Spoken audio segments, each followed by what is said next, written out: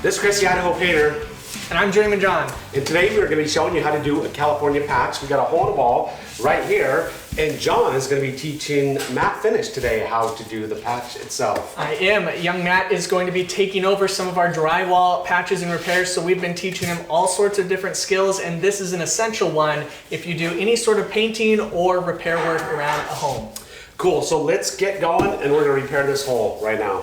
So there are two different kinds of patches that we're typically going to be running into when we're doing drywall repairs. A conventional patch is going to be any patch where you would just cut out a hole in the wall and you would actually put pieces of wood back there, attach it with some screws, and then put your new piece in.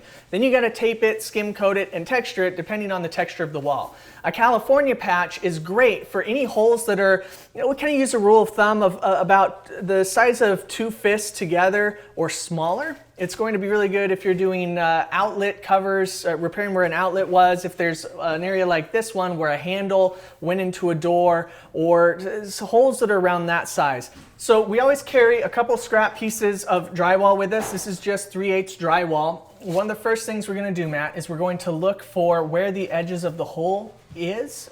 So this one, you can see the handle kind of makes an imprint coming up this way, and we've got the hole here. We're also going to kind of feel around for like where there might be a stud in this wall. So it sounds like we've got a stud probably running right about in here, and then this is all open. So if we know we need to do that, we take our scrap piece of drywall, and we're going to, you got your knife on you? So you can hold that scrap piece up probably just a little bit underneath the hole, right around there, so you can make sure that you're getting past it. And we're going to go to about there at least. So you want to go probably about that big, about 1.5 inches past where the hole is from the corner. And then from the edge where we're going to stop, we want to go about 1.5 inches across there. So you could take a straight edge or something along those lines. You're going to put that 1.5 inches over the face here. There you go. And then we'll take our pen all the way down like that. So go ahead and cut that piece right there, just across the face. Perfect. We'll break that now. Cut it up on the other side. Your mom's going to get mad at me for letting you cut towards your fingers. Don't cut towards your finger, Matt. So now we're going to take the brown side, the back side of the paper, and we're going to create strips coming along the back side that are all even. So we'll use, this is just like a Simpson strong tie. We're going to hold that along the edge, take our knife and score from end to end, twist the board, hold it here, score from end to end, and we're going to do that going all the way around. Yeah, so you want to make sure you cut all of them up first so that you're not having to work into broken lines, because you got to be able to bust all of those pieces apart. Perfect.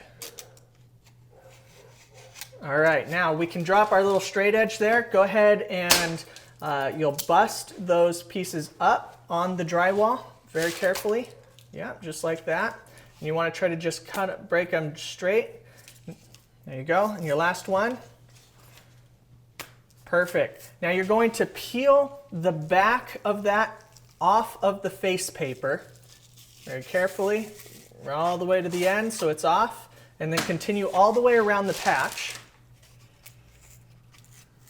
Look at you go. You're a natural.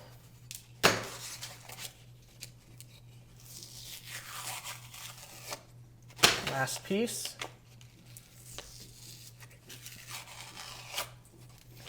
Now flip that over and you'll see we've got all of this white paper. That's going to act as our tape and our backing, and we've got our patch that we're going to be using. These are called California patches, butterfly patches.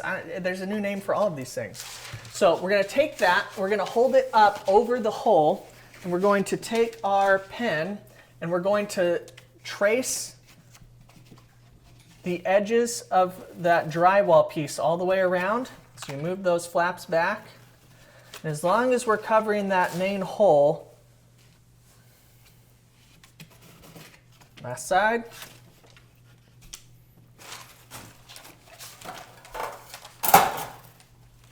Perfect. now we can see exactly how big of a hole that we need to cut. So we're going to take, this is called a jab saw. We're going to take a jab saw. You can either start inside the hole and work your way around, or the benefit of a jab saw is it also has a nice point on the end. If you have to start in the middle, you can just hammer that into the wall and then start working your way around. So follow your lines. I'll hold the patch. Let's cut that piece out and create a nice smooth square. All right.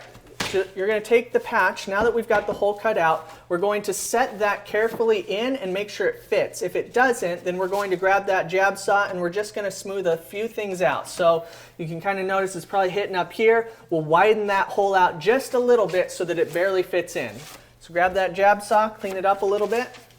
So we'll grab that guy, try to fit it in.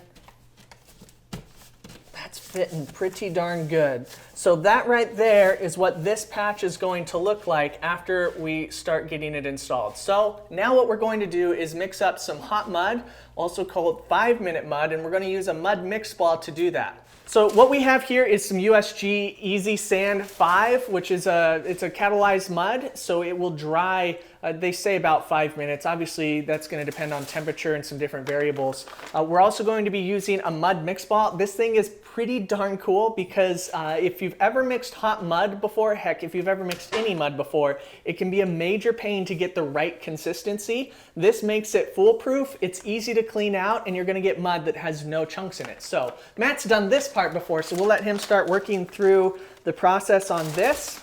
And so what we're going to do is you're going to take 3 scoops of this mud powder and put it into the mud ball. Well, that is not a full scoop. That was a lazy scoop. Your pancakes are going to be very runny. Maybe I like them runny. Oh, that's gross.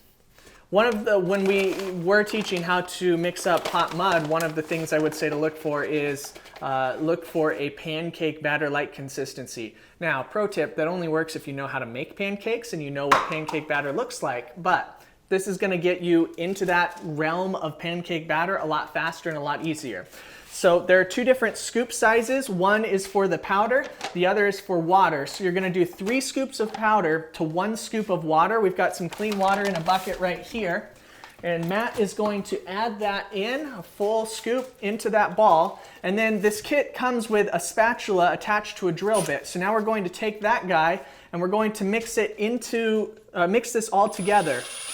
The nice part about this spatula process is that it does get all of the edges of the inside of this ball. So you don't end up with all of those random chunks of dry mud floating around that you couldn't get when you would normally try to mix this into a pan. One of the best parts about using this Mud More mix ball is the fact that the problem with hot mud is you only get a couple of minutes to work with it. Using this, you eliminate the guesswork and a lot of the time that you would normally use mixing, which means you've got more open time to work with your product. So now inside this ball, we've got a nice, consistent, even mud mixed up. So we're going to go ahead and I'll hold the pan. You dump this guy in. You can squeeze all of that mud just into your pan. This ball doesn't make a ton of mud, but it's more than enough for most patches that you're going to be working on, and pretty much all that you can work on within about the 5-minute open time of the mud. So Matt, first what you're going to do is you're going to scoop some of that mud out. And you can set that pan down if you need to on the bucket here. And you're going to wipe the mud onto the back of this tape until it's all nice and full. Yeah, a little bit more than that. So you got, because what we want to do is we want to be able to push this in, and then when we spread that tape out, we want to eliminate any of the air bubbles or pockets or any, it should just purely be mud behind that tape when it hits that wall. And then we'll squeeze all the excess out when we place the patch. Now, sometimes when I'm feeling really frisky or something, what we'll do is we'll take a little bit of mud, let's put a little bit on here just to make sure that we don't have any air pockets. It's probably a little overkill, but again, it's just to really make sure that we're gonna have a successful seal on this patch.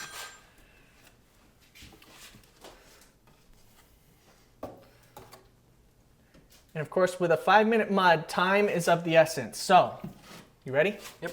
We're gonna take the patch, we're gonna set it in that hole. Now, what you want to be careful of is that you don't push that patch too far inside. So scrape the mud off of your 4-inch knife, nice clean, and then you're going to work from the inside out and pull that paper down. Yep, so see how the patch is bumped out just a little bit? So we want to push that in so that it's even. Perfect. Yep, just like that. So he's going to pull out from the center on that patch, wipe the mud back into the pan.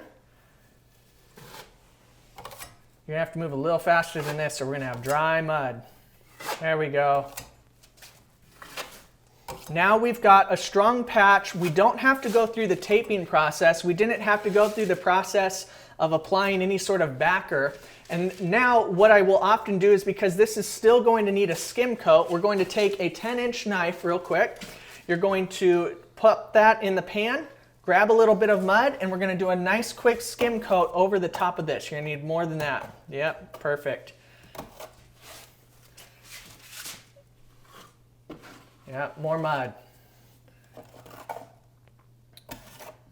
You could do this all with just a 4-inch knife if you wanted, or a 6-inch knife. So see how, there you go, see how it's low? You just want to float that mud over the top and then work the other way also. So pull it this way. And try not to pull, you don't want to try to pull from one edge over, try to pull from the center off so that you're not pulling up the lip of your, there you go.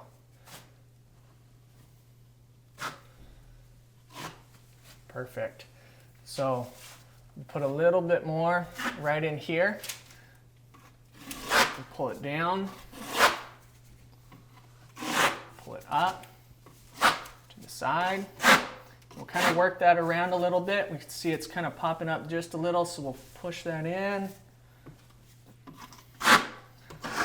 And then we'll clean up our edges. Let's go ahead and clean up the edges. You'll press heavy on the one side like that so that we don't have anything high.